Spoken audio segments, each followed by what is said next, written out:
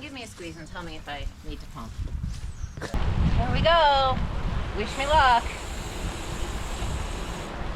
So Nutmeg Nor'easter 2022, we were staying in Old Saybrook out on Long Island Sound, so we had about a 15-mile ride to get to the start of Nutmeg, which was at a cemetery outside of Chester.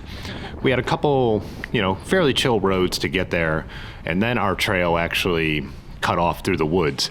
If you saw the last video, it's kind of the same route we took to get to our dinner the night before.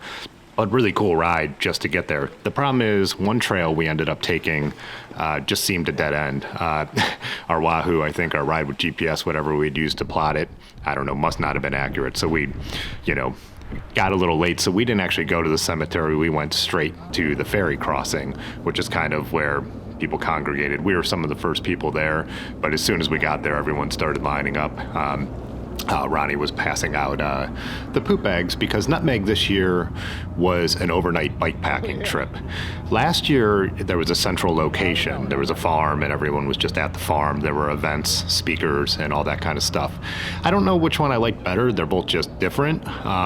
The kind of cool thing about this is, it was basically free. There was going to be a pizza dinner on the first day, so that you paid for, and you'd be crazy if you didn't because it was all you can eat wood-fired pizza, and it was amazing. But so after the ferry crossing, we talked to some people. It's just kind of, go at your own pace and your own route. There's no real official start. I mean, like I said, I know people congregated in the cemetery, but we weren't there. But after the ferry crossing, people kind of congregated and were waiting around. We talked to some people, then we just took off on our ride. It started off with some as you can see here, some of the hilly country roads, just beautiful time of year to be out here in Connecticut riding around.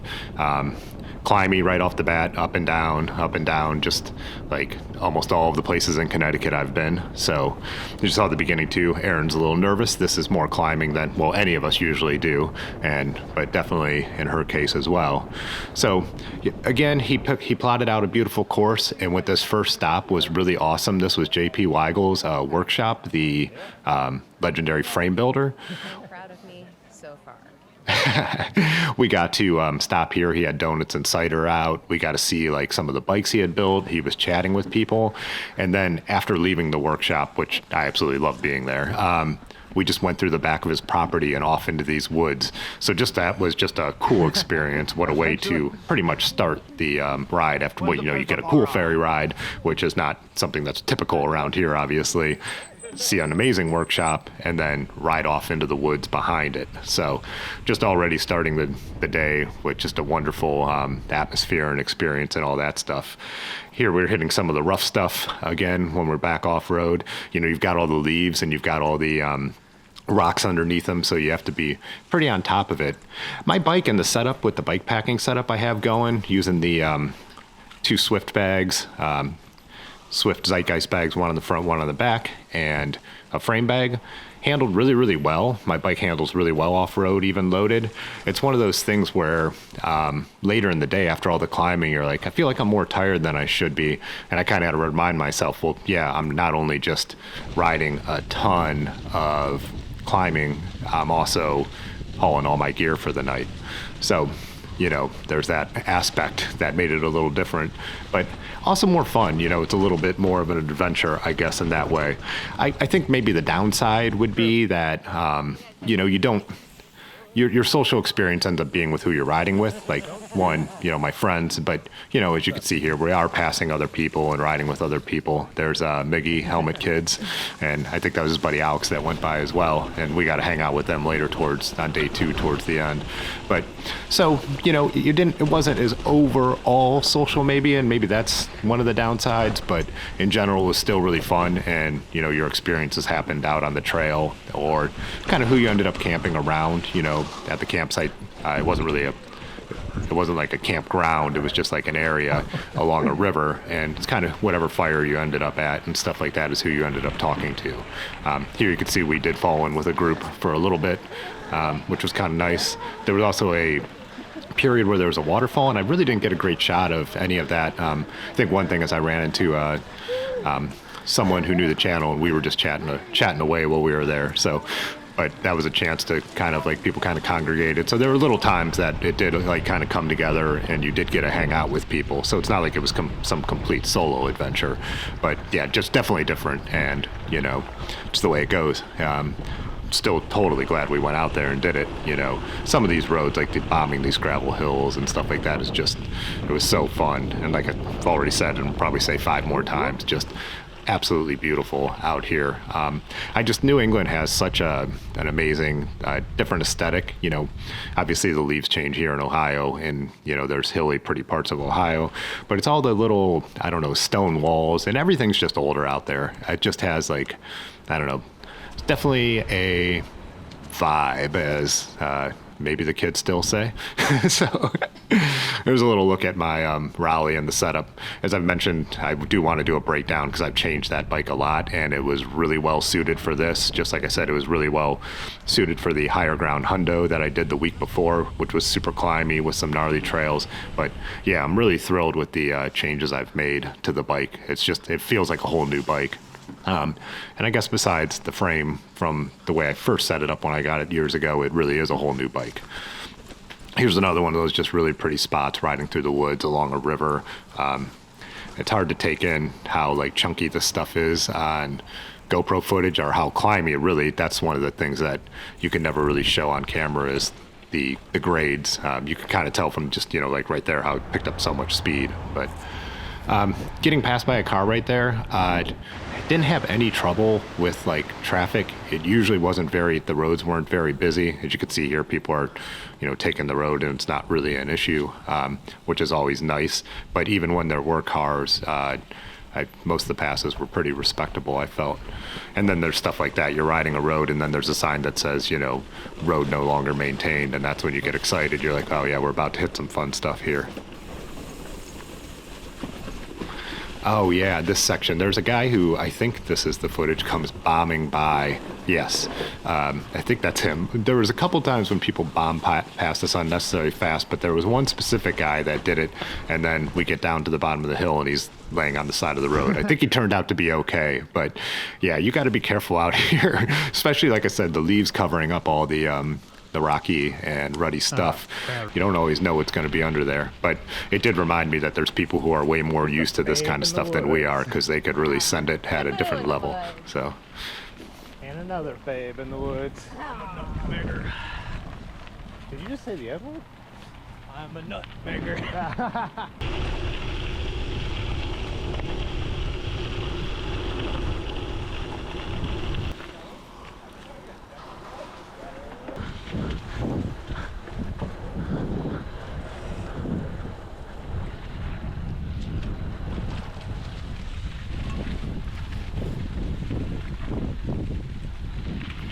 This was where the pizza was. That's where the tunnel is. It was not. Yep. Critter. People, cars. this was the point in the day, getting a little later, where we were getting pretty excited for the pizza party. Still enjoying the ride, but starting to get pretty hungry. The route we took, which was the longer of the two, well, no, there was three. We took the middle one. You would have to go out of your way a little bit to make a food stop, so you kind of needed to have your own snacks with you, which of course we had some bars and stuff like that, but to actually go and eat some solid food, we were really ready for that experience. And it was, like I said, it was just awesome. They had, I don't know, 6 or 8 different kinds of pizzas, and they were just making them as fast as they could. And man, I had to move away from the table because I don't even want to know how many pieces of pizza Oh, nice. I ate. You know, I think this is where we moved. We moved and sat over by that fence for a minute to get away from the pizza table. There was a pretty gnarly gravel climb up to where we were camping, as you could see, and some descents too. Actually, a couple spots where I even had to put a foot down. We camped over here. That the river's in the background. Ben and Brad actually camped out on the river in the sandy area, and we got a fire going out there, and it was cool. Some people congregated. Ran into a couple friends from right here in Ohio. Aaron from Ohio, then one of his friends who's originally from Ohio is out in Hartford now. But so it was fun to hang out at the fire and talk to people and stuff like that. Day two. Day two, as I said there. But that night, kind of a funny story, I decided that, well, they got the fire going, I should make a beer run.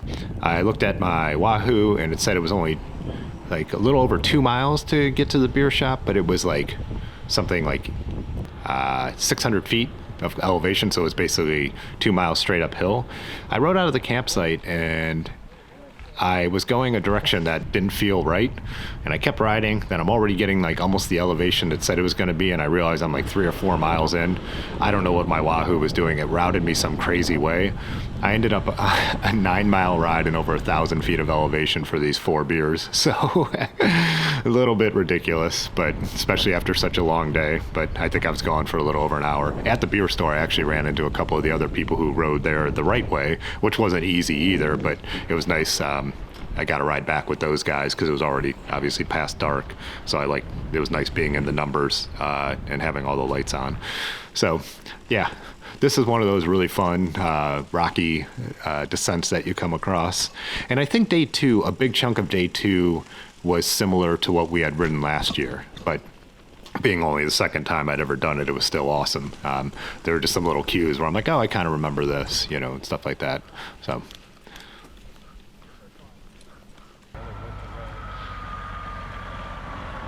Yeah, this was unexpected to truck up,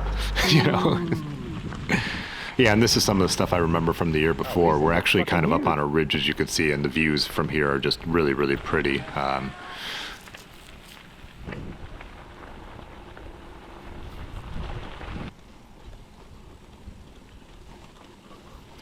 And this section, I do remember last year, there was a turn that was kind of hard to see, and it was funny because people were kind of wandering everywhere through the woods.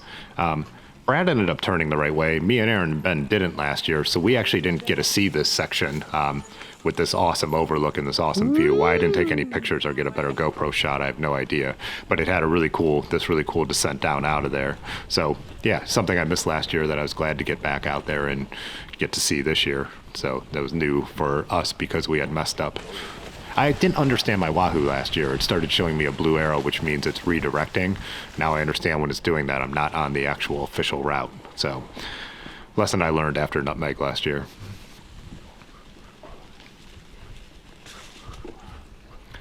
One thing I was thinking was overall on this trip is how few photos I did take. I have some. I'll show them at the end here. But I think it's one of those things that I really have liked making videos and doing YouTube in general, is because my GoPro is real unobtrusive, so it's just real easy to pull out and stuff instead of having to stop everybody like I do when I want to take photos. But yeah, just one thing I've kind of learned.